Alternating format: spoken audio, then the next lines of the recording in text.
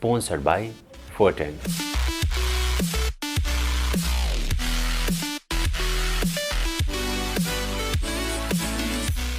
Supported by O2 Studio. उत्कृष्ट रेकर्डिङको लागि O2 studio Kapurdhara Kathmandu सम्पर्क 9862622558.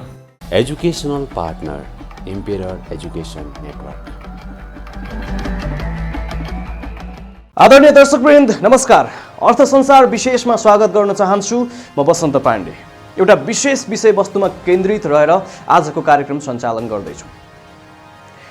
विक्रम सम्वत 2078 को फागुन 5 गते मन्त्री परिषदको बैठकले रमेश हमाललाई धितोपत्र बोर्डको अध्यक्षमा नियुक्त गर्ने निर्णय गर्यो। अघिल्ला अध्यक्ष भीष्म ढुङ्गाना सर्वोत्तम सिमेन्टको प्रकरणमा मुछिएपछि सरकारले उनलाई निलम्बन गरेको थियो र उनले राजीनामा दिएका थिए। उनको ठाउँमा नियुक्त भएर आएका रमेश हमालले धितोपत्र बोर्ड सम्हालेको लगभग 11 महिना पुगेको छ। रमेश हमाल धितोपत्र बोर्डको अध्यक्षमा नियुक्त भएर आउँदै गर्दा उनको पृष्ठभूमि बुझेका र उनलाई नजिकबाट चिनेकाहरूले वास्तवमा धितोपत्र बोर्डमा आउनुपर्ने व्यक्ति आयो है भन्ने प्रतिक्रिया दिएका थिए। राष्ट्रिय अन्तर्राष्ट्रिय अर्थतन्त्रलाई बुझेको, व्यापारलाई बुझेको, पुँजी बजारलाई राम्रोसँग बुझेको एउटा डाइनामिक किसिमको व्यक्तित्व, केही गरौँ भन्ने भोक भएको त्यो किसिमको व्यक्तित्व हो रमेश हमाल भन्ने चर्चा त्यति बेला थियो। लगत्तै उनले एकपछि अर्को पुँजी बजारको हित र त्यसको विस्तारका लागि कार्यक्रमहरू ल्याउँदै गए र लगानीकर्ताहरूको मागलाई सम्बोधन गर्दै गए।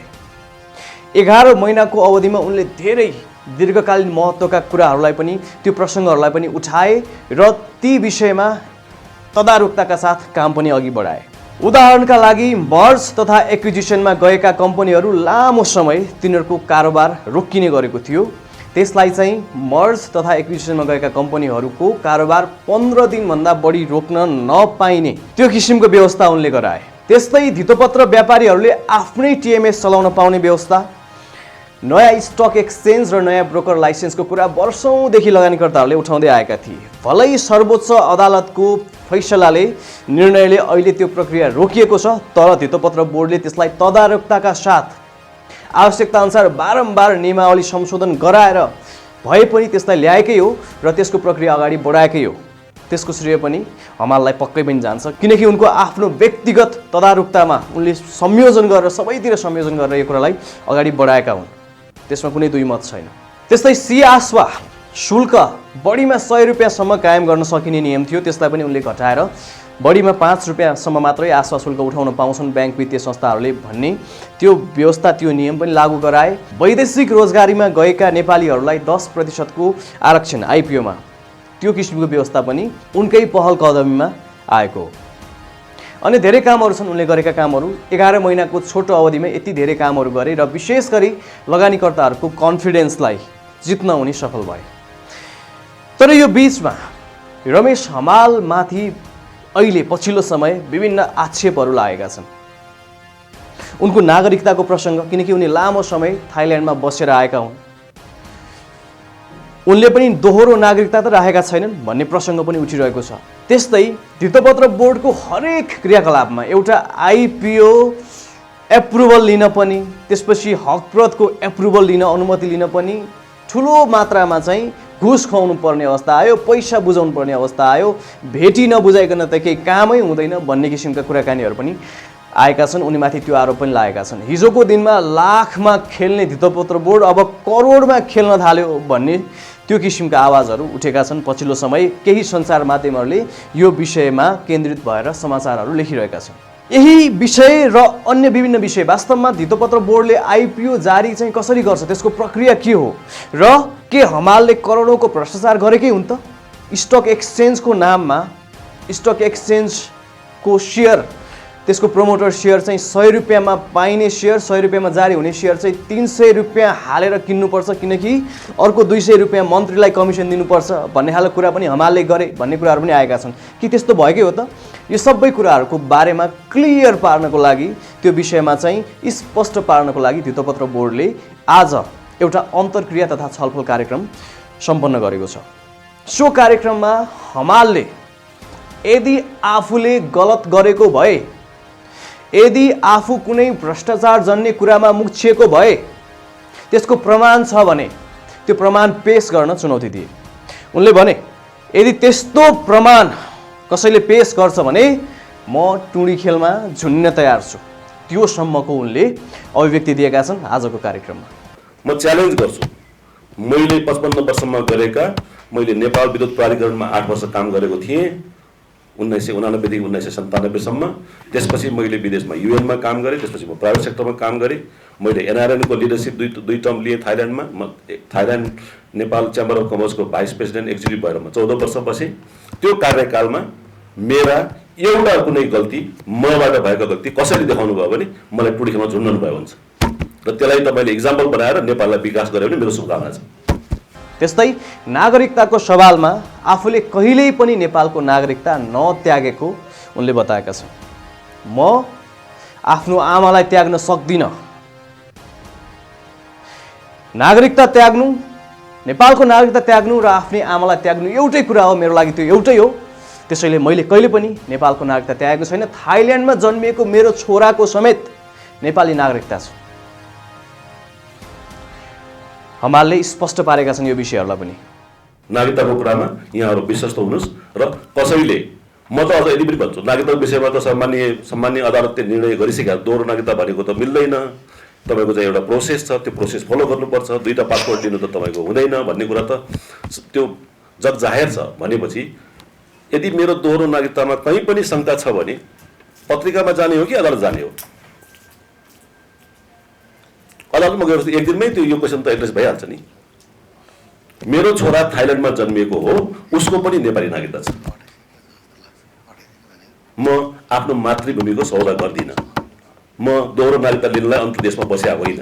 म आफ्नो प्रोफेसनल एक्सपर्टिज दिनलाई, म आफ्नो फाइनेन्सियल स्ट्यान्डिङ बनाउनलाई र मेरो परिवारलाई एउटा राम्रो सुखमय जिन्दगी दिनलाई बसेका हुँ। त्यसको लागि मैले कुनै देशको दास बनेर मैले नागरिकता लिएर बस्नु पर्दैन। मैले आफ्नो आमालाई तपाईँको चेन्ज गर्नु पर्दैन। मातृभूमि पनि आमा हो। म त्यो प्रिन्सिपलको टोटली अगेन्स्टको मान्छे हुँ। दर्शकवृन्द, नियामक निकायहरूका प्रमुखहरू जस्तै धितोपत्र बोर्डका अध्यक्ष, नेप्सेका सिइओ, यिनीहरूप्रति लगानीकर्ताहरू अत्यन्तै सकारात्मक भएको बिरलै पाइन्छ। लगानीकर्ताहरू प्राय यिनीहरूको आलोचना नै गरिरहन्छन्। तर रमेश हमालको केसमा भने फरक परिदृश्य देखिएको छ। सञ्चार माध्यमहरूमा हमाल विरुद्ध विभिन्न समाचारहरू आइराख्दा लगानीकर्ताहरूले भने खुलेरै हमाललाई साथ दिएका छन्। सामाजिक सञ्जालमा प्राय अधिकांश लगानीकर्ताहरूले हमालको पक्षमा, हमालको बचाउ गर्दै आफ्ना धारणाहरू व्यक्त गरेका छन्। कतिपयले हमाल वास्तवमै भ्रष्ट हुन् भन्ने धारणा राखिरहेका छन्। तर त्यो धारणा राख्ने भन्दा हमाल वास्तवमा केही गर्न खोज्ने, केही परिवर्तन चाहने एउटा परिवर्तनकारी व्यक्तित्व भएका एकजना अध्यक्ष हामीले पाएका छौँ धितोपत्र बोर्डमा। उनलाई गुमाउनु हुँदैन भन्ने पक्षमा धेरै लगानीकर्ताहरू देखिएका छन्। यो विषयमा अनुभवी तथा पुराना लगानीकर्ता छोटेलाल रौनियारले खुलेरै सामाजिक सञ्जाल मार्फत आफ्नो विचार व्यक्त गरेका छन्। केही दिन अघि गरिएको अर्थसंसार बहसका क्रममा उनले व्यक्त गरेका विचारहरू जस्ताको तस्तै राख्दैछौँ। म हेरिरहेछु बडी ल्याङ्ग्वेज, एउटा मुखको ल्याङ्ग्वेज र मिडियाबाजी र जे जति छ उहाँले गरेको होइन, मेरो आत्मादेखि यो मान्दैन, स्वीकार्दैन।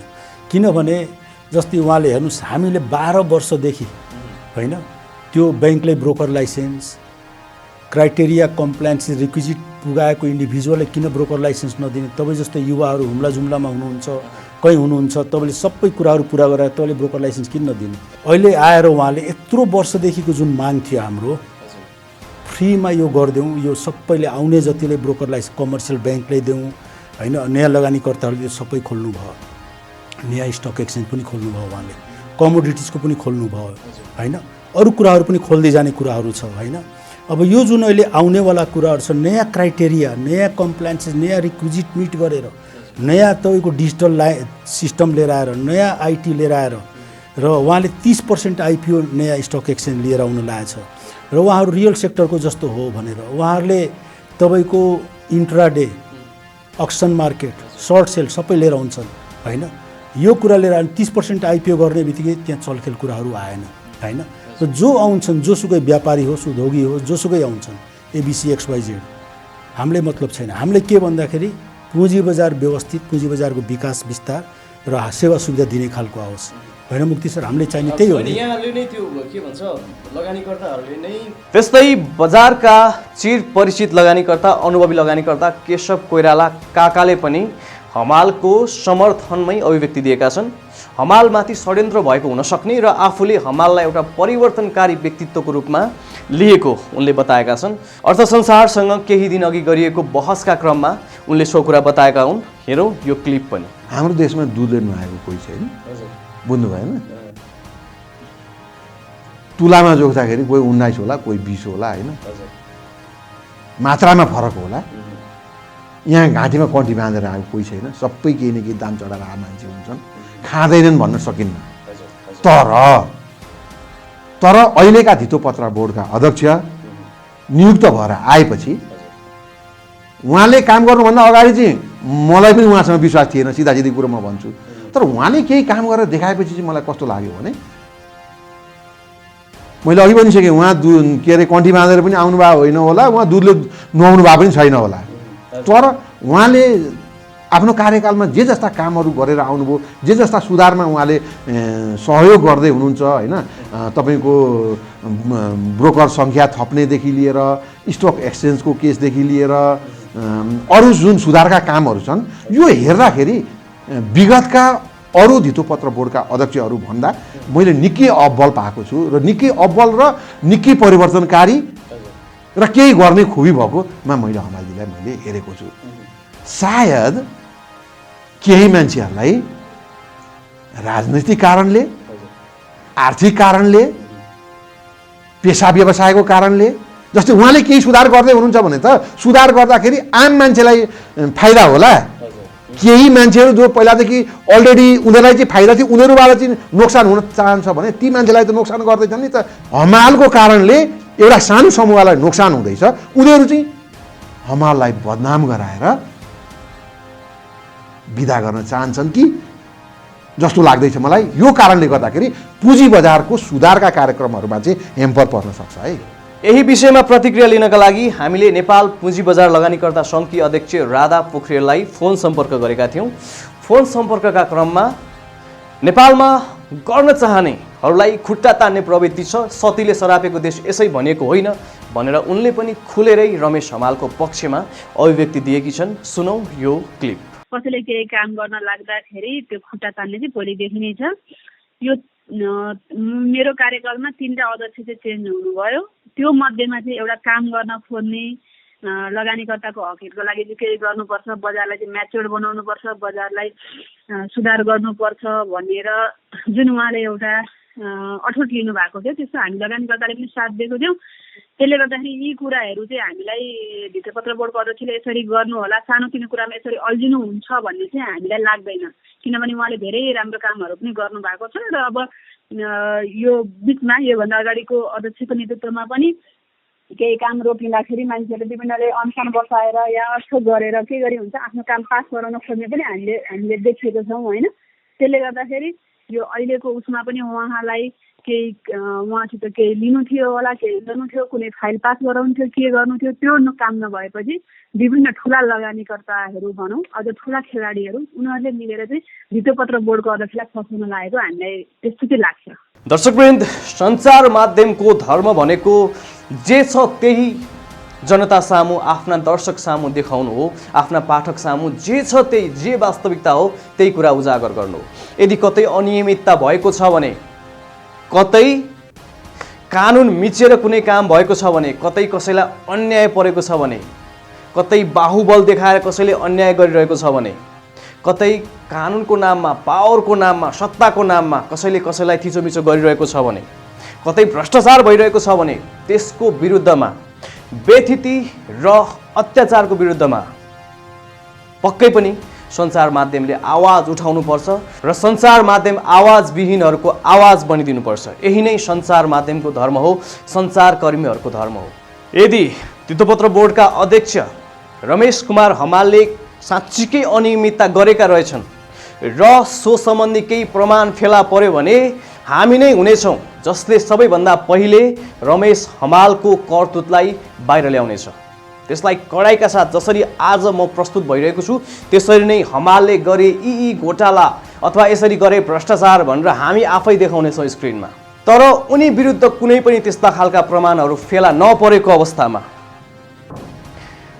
कुनै व्यक्तिको चरित्र हत्या गर्ने गरी कुनै पनि किसिमको समाचारहरू, कुनै पनि किसिमका त्यस्ता सामग्रीहरू सञ्चार माध्यमले प्रस्तुत गर्नु हुँदैन भन्ने विषयमा पनि हामी सचेत छौँ। किनकि सञ्चार माध्यममा आएका कुराहरू जनताले पत्याउँछन्, जनताले हेर्ने, बुझ्ने, कसैको बारेमा बुझ्ने कहाँबाट? सञ्चार माध्यमबाटै हो। यो विषयमा हामी निकै नै सचेत छौँ। कसैको पृष्ठपोषण गर्न खोजेको होइन। रमेश हमालले यदि गलत गर्छन् भनेदेखि रमेश हमाललाई पनि ठोक्ने नै हो। तर के छ त माहौल? के भन्दैछन् लगानीकर्ताहरू? के छ प्रतिक्रिया? वास्तविकता के छ? हमालले के भने त्यो कुरालाई पनि हामीले यहाँहरू समक्ष राख्ने हो। दर्शकवृन्द, आजको एपिसोड यहाँहरूलाई कस्तो लाग्यो? कृपया आफ्ना प्रतिक्रियाहरू व्यक्त गर्नुहोला। यहाँको सल्लाह, सुझाव, गुनासा, प्रतिक्रियाहरू सधैँभरि निकै नै स्वागतयोग्य रहनेछन्, रहँदै आएका छन्। क्यामेरामा साथ दिने साथी सुजीव बज्राचार्यलाई विशेष धन्यवाद दिँदै अर्थ संसार विशेषको यो एपिसोडबाट म वसन्त पाण्डे बिदा हुन चाहन्छु। नमस्कार।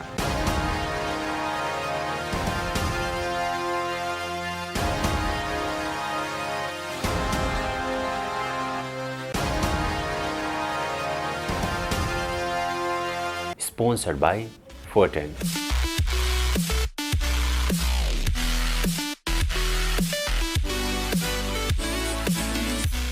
Supported by O2 Studio. उत्कृष्ट रेकर्डिङको लागि O2 स्टुडियो कपुधारा काठमाडौँ। सम्पर्क 98 62 62 25 58। Educational partner, Embedding Education Network.